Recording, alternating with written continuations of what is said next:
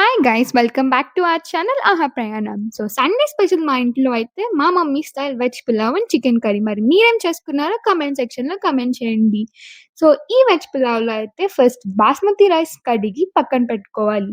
తర్వాత మనకు నచ్చిన vegetables like onion, chilli, tomatoes, beans, carats అన్నీ కొంచెం పెద్ద సైజ్‌లోనే కట్ చేసుకుంటాం. బికాజ్ పలావ్‌లో అవి ఉడికిపోతాయి కాబట్టి పెద్ద డిఫరెన్స్ ఉండదు.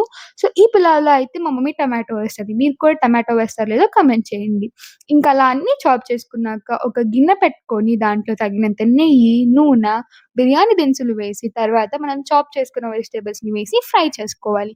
అవి కొంచెం ఫ్రై అయ్యాక దాంట్లో కొంచెం అల్లం వెల్లుల్లి పేస్ట్, ఉప్పు వేసి తగినన్ని వాటర్ లైక్ 1 గ్లాస్ బాస్మతి రైస్‌కి 1 ½ గ్లాస్ వాటర్ చప్పున వేసి అవి కొంచెం పొంగొచ్చాక మనం నానబెట్టిన రైస్ వేసుకొని ఆ రైస్ కొంచెం పలుగ్గా వచ్చాక మసాలా, కొత్తిమీర వేస్తే వేడి వేడి రైస్ రెడీ.